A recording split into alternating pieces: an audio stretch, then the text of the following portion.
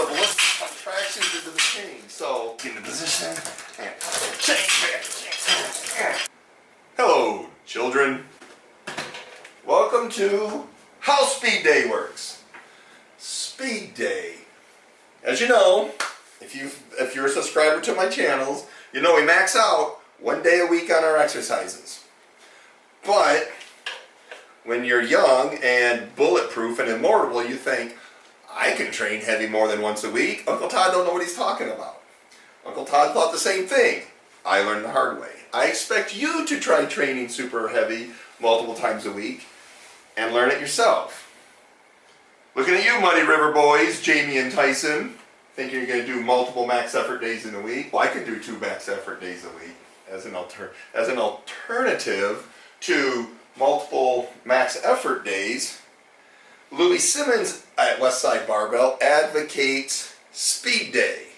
Speed Day relies on Newton's second law of motion to produce forces by generating acceleration. So, if you remember from high school, Newton's second law of motion is force equals mass times acceleration. Acceleration is a vector quantity. Everybody know what a vector quantity? Okay, not everybody raise your hands at once. That's true. Vectors have a magnitude and a direction, just like acceleration. So we don't talk about acceleration and deceleration when we're being all mathy. We talk about acceleration in a particular direction.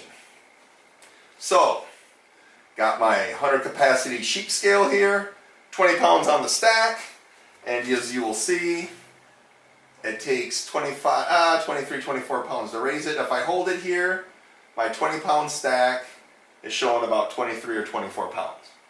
Alright? Now, if I accelerate that weight, meaning change its velocity, it's currently at 0. If I accelerate it, it comes up. Alright? And the weight is higher than the 23, 24 pounds as long as I'm accelerating it. So the pointer keeps coming down until I overrun the thing. I don't know, was I getting about 40 pounds there on a 20 pound weight? If we drop this baby down to 50 pounds, we'll see the same thing. Pull the scale up. My pin stack at 50 pounds takes about 55 pounds of weight to get it moving. I can accelerate it. So, looks like I popped it in up to about 85, 90 to get it moving. Just try it again. Alright. Okay. But on speed day, to maximize the acceleration, which is basically the change in velocity, we can we can maximize the acceleration by reversing the velocity. So instead of accelerating the weight from 0 to say 10 feet per second, if we change it from 10 feet per second away from us to 20 feet per second towards us, that's a change in velocity of 20 feet per second. 10 away to 10 towards us is an ultimate change of minus 10 to positive 10, 20 feet per second. Twice the acceleration of going from 0 to 10. So, to demonstrate that, if you remember, I think we're in the 40 pound range. We will pull the weight up, and we pull the weight up, we let it go down, and as we spike it before it stops, we'll have to check the camera, but I think I'm getting it up into the 60s that way. Alright, pop it over to 50.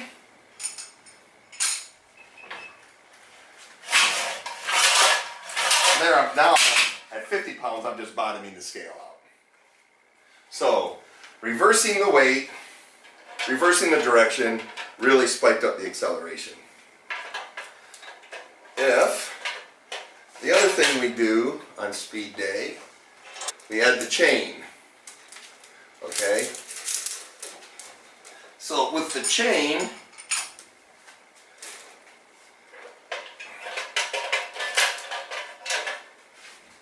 the weight comes to, you hit the 25 pounds to get the weight moving. When the chain gets tight, I can continue to apply the force that's just going into the chain. But what we like about that is, if we're doing our reps, when it hits that chain, that 25 pounds spikes us up into the 70, 75 pound range, short period of time.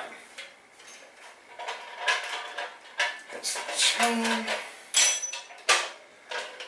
Another thing we do at Excellence Not Victory is add a band. And just for the purposes of the illustration, I'm going to take the chain off. Too many things flying around here, it gets confusing. Fast as you can, this is speed day. So, the idea of the band is it overspeeds the eccentrics. It makes the eccentric portion, the eccentric velocity, faster than that due to gravity alone. So the weight with a band will move away faster. Now, what you'll see is, to get the weight moving, it takes about a little 30 pounds because I got the 20 pound weight plus the band. And the farther I pull it, the more weight it takes because the band's stretchy. So when we pull this out, you get up into the 40 pound weight and it goes down. The belief of the eccentrics is, like I said, it moves the weight in the eccentric portion faster than gravity alone.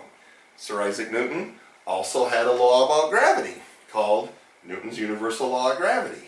It basically states every particle in the universe is attracted to every other particle in the universe based on their mass and their distance, which led to the corollary that the most attractive particles in the universe are all redheads. One last word before we go on to the total speed day. These crane scales became real sexy a few years ago. Everybody was buying them. They were making sure they were getting the kind with peak hold. I gotta hold this one to get it's now reading pounds. It's now reading peak hold. I will take the band off just because this one hurts my fingers. So, remember we were seeing 20, 25 pounds to get the weight moving. When I reversed it, I could get it up into the 40, 50 pound range. If I grab my fancy dancy crane scale and it's on peak hold, pull it, alright, it's reading 25.6, okay, if I reverse it, and I really jerk it, you will see this crane scale, which costs probably 2 or 3 times more than my Tractor Supply sheep wing scale, 26 pounds, nowhere near the 40, 45. These are very sexy little scales. They are not fast enough to read what we want to do. I originally bought this one thinking I could show you the difference between static and kinematic friction. It doesn't react quick enough for that. So, part of this is, that's a 300 kilogram scale, 660 pounds. Nobody's putting 660 pounds into their multi-spinner. We'll talk more about these later. Okay, let's put it all together for speed day.